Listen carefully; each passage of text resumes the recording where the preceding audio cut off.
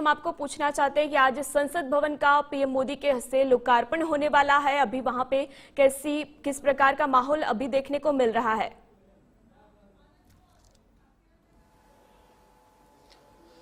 देखिए, बिल्कुल साफ तौर से जो तस्वीरें निकलकर सामने आ रही हैं वो तस्वीरें अपने आप में बहुत कुछ बयान करती हैं। जिस तरह से प्रधानमंत्री नरेंद्र मोदी ने एक नए संसद भवन का उद्घाटन करने की जो तैयारी चल रही है, वो तस्वीरें अपने आप में बताती हैं कि अब देश में किस तरह से विकास हो रहा है, या फिर देश की जो 140 करोड़ की जनता है उस जनता को क्या देना है, किस तरह से देना है, ये आज ये तस्वीर देखने को मिल रही है। दूसरी तरफ अब कहा जा रहा है कि जो ब्राह्मण बुलाए गए हैं, जो पंडित पूजा अर्चना कर रहे हैं, जो अब से कुछ देर पहले हुई, अब साफ तौर से उन ब्राह्मणों को लेकर भी सवाल उठता हुआ दिखाई दे रहा है। पहले तो ये सवाल उठ रहा था विपक्ष की तरफ से कि नए संसद भवन की जरूरत क्या थी, हम इसमें शामिल नहीं होंगे क्योंकि इसके पीछे बहुत सारी वजहें बताई गई थी। लेकिन अब जब उन वजहों को दरकिनार कर दिया गया, तो अब ये कहा जा रहा है कि उत्तर भारत के ब्राह्मणों को यहाँ पर न्योता क्यों नहीं दिया गया, क्यों कट्टर जो ब्राह्मण होते हैं उन्हीं को इसमें शामिल किया गया।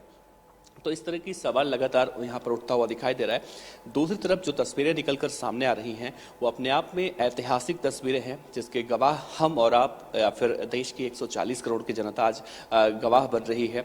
और इस ऐतिहासिक पल की, क्योंकि कहा जा रहा है कि इससे पहले जिस तरह से भी बीजेपी के कई नेताओं से हमारी जब बातचीत हुई, उन्होंने कहा कि जो पुराना संसद था एक तरह से वो गुलामी का प्रतीक था, और उस गुलामी के प्रतीक से आज़ादी अब धीरे धीरे मिलती गई है। तो कहीं ना कहीं अपना एक मैसेज देने की भारत कोशिश भी कर रहा है कि अब भारत वो भारत नहीं रहा जब दूसरों पर निर्भर रहना पड़ता था। अब भारत खुद में अपने आप में बहुत मजबूत देश है, और यहाँ पर 2.5 साल में जो नया संसद भवन बनकर तैयार हुआ है ये भी अपने आप में बहुत बड़ी उपलब्धि है।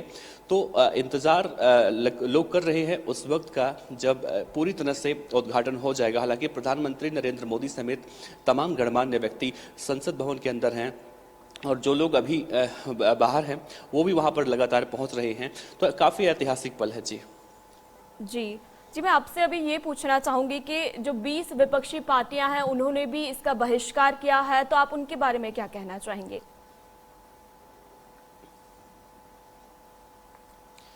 देखिए, जो 20 विपक्षी पार्टियां हैं जो बहिष्कार कर रही हैं, साफ तौर से ये बहिष्कार इनका सबसे पहले देखने को मिला। सबसे पहले जो आवाज़ उठी आज से करीब 5 से 7 दिन पहले, जब राहुल गांधी ने एक ट्वीट किया था।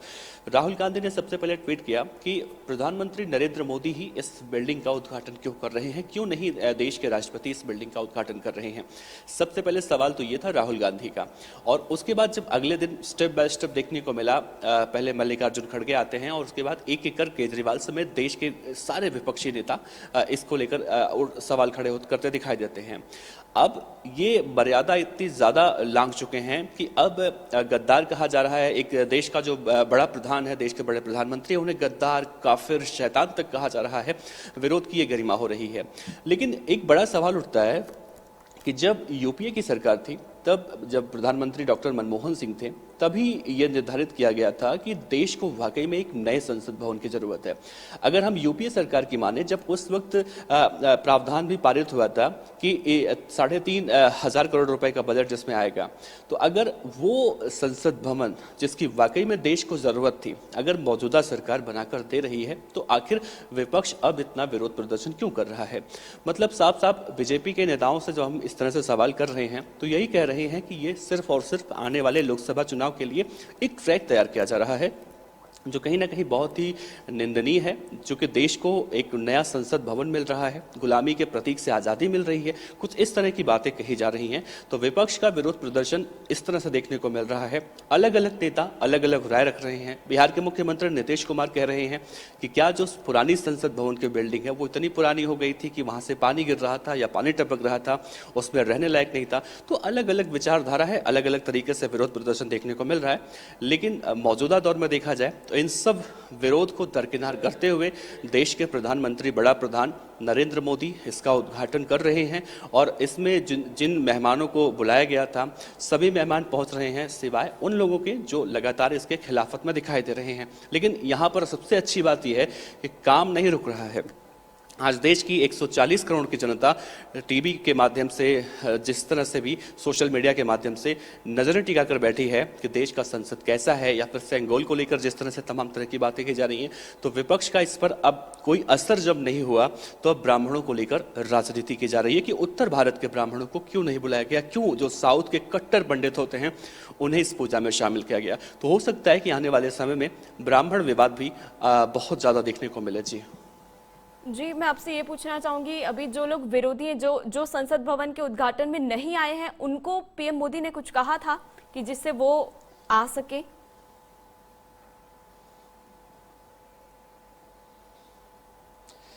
देखिए, उनसे अपील की गई थी, जिस तरह से सभी लोगों से अपील की गई थी, चाहे भारत सरकार के जितने मंत्री हों, सांसद हों, विधायक हों, सबसे अपील की गई थी। लेकिन उसमें जब विपक्ष ने एक तरह से किनारा काट लिया तो प्रधानमंत्री नरेंद्र मोदी का उसके बाद कोई बयान नहीं आया, लेकिन उसमें इनवाइट सभी लोग किए गए थे। लेकिन विपक्ष का अपना अलग कहना है। जैसा दिल्ली के मुख्यमंत्री अरविंद केजरीवाल ने बाकायदा चिट्ठी लिखी थी पीएम मोदी को कि मैं इस उद्घाटन समारोह में नहीं आऊंगा। इसके पीछे अरविंद केजरीवाल ने ये तर्क दिया था कि जब दिल्ली में चुनी हुई सरकार है और उसके खिलाफ सुप्रीम कोर्ट का जब आदेश आता है तो केंद्र सरकार एक अध्यादेश लेकर आती है, तो इसलिए केजरीवाल सरकार ने बहिष्कार किया था। तो सबकी डफली, सबके अलग अलग राग हैं यहाँ पर साफ तौर से। तो ये कहा जा सकता है कि विपक्ष के कोई भी नेता इस इनॉग्रेशन में जो नई पार्लियामेंट बिल्डिंग का उद्घाटन हो रहा है इसमें शामिल नहीं हो रहे हैं। हालांकि एक सबसे बड़ी वजह और देखी जा रही है, जो आज 28 मई है, वीर सावरकर का जन्मदिन है, जयंती है, और ये सबसे बड़ी बात देखी जा रही थी कि राहुल गांधी का भी जिक्र हुआ था। उन्होंने कहा था कि वीर सावरकर के जन्मदिन के दिन ही क्यों संसद भवन का उद्घाटन किया जा रहा है, जबकि राहुल गांधी कई बार ये जिक्र करते हुए दिखाई दिए हैं साफ साफ कि मैं गांधी हूं, सावरकर नहीं हूं। और इस बात को लेकर राहुल गांधी पर कई बार केस भी दर्ज हुआ है और कई बार फजीहत भी देखने को मिली है। लेकिन सबसे बड़ा विरोध यही आज देखने को मिला। और आज जब संसद भवन में सबसे पहले वीर सावरकर को पुरानी संसद में याद किया गया, तो कहीं ना कहीं सरकार की तरफ से भी ये मैसेज देने की कोशिश की गई कि जिस वीर सावरकर को देशद्रोही या फिर अंग्रेजों के सामने सरेंडर करने वाला न जाने क्या क्या कहा जाता है, उन्हीं वीर सावरकर को आरएसएस विचारधारा के लोग या फिर बीजेपी विचारधारा के लोग किस तरह से इज्जत देते हैं, या फिर उनकी असल सच्चाई क्या है, वो दुनिया के सामने या फिर देश के सामने आज रखने का काम किया गया है।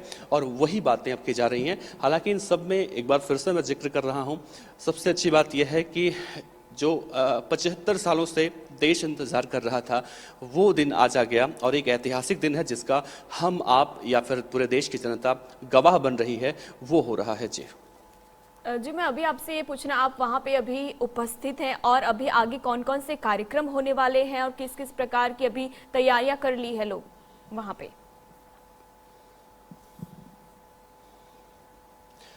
देखिए, हम जहाँ पर मौजूद हैं ये संसद भवन के पीछे का हिस्सा है। अगर आप देखेंगे चारों तरफ, ये वो जगह है जहां पर सभी मेंबर ऑफ पार्लियामेंट रहते हैं, जिनका आवास होता है। लेकिन यहां से आगे जाना अभी अलाउड नहीं है, क्योंकि सुरक्षा के कारणों से यहां से आगे जाना किसी भी के लिए अलाउड नहीं है, उनके जिनको पूरी तरह से बुलाया गया हो या फिर वैलिड पास ना हो। तो हम यहीं पर, हमारा दायरा यहीं तक है और यहीं से हम अपनी रिपोर्टिंग कर रहे हैं और यहाँ से जो देखने की कोशिश कर रहे हैं। तो अब इसके बाद जब प्रधानमंत्री नरेंद्र मोदी वहां से निकलेंगे, तो प्रधानमंत्री नरेंद्र मोदी का जो बहुत ही चर्चित कार्यक्रम है मन की बात, 101वीं मन की बात है आज, वो मन की बात करेंगे। और उस लोकप्रिय कार्यक्रम के जरिए प्रधानमंत्री नरेंद्र मोदी देश की जनता को, जो उनसे जुड़ी हुई है, उनको एक मैसेज भी देने की कोशिश करेंगे। हालांकि ये माना जा रहा है कि आज का जो मन का बात होगा, उस मन की बात में प्रधानमंत्री नरेंद्र मोदी इस संसद भवन, जो नया संसद भवन आज उद्घाटन हो रहा है, उसको लेकर लोगों के अंदर जो भ्रांतियां हैं, क्योंकि कई तरह की भ्रांतियां हैं, जब हम सोशल मीडिया देखते हैं या फिर लोगों के बारे में जिक्र सुनते हैं, लोगों से सुनते हैं, तो हमारे मन में भी कई तरह की भ्रांतियां आती हैं। तो देश के बड़े प्रधान होने की हैसियत से नरेंद्र मोदी इसके बाद देश की जनता को संबोधित भी करेंगे, और वो कहीं ना कहीं बड़ा अहम देखा जा रहा है। उसके बाद फिर वापस से 12 बजे से फिर से संसद भवन में आएंगे, और उसके बाद आगे की तमाम जो तैयारियां हैं, जो तमाम कार्यक्रम निर्धारित किए गए हैं, उन सब कार्यक्रमों पे चर्चा होगी। यानी कह सकते हैं कि अब से लेकर 2 बजे तक संसद भवन के अंदर तमाम तरह के कार्यक्रम हैं जिनको पूरा किया जाएगा। जी देवनाथ जी, आप हमारे साथ जुड़े उसके लिए आपका बहुत बहुत आभार।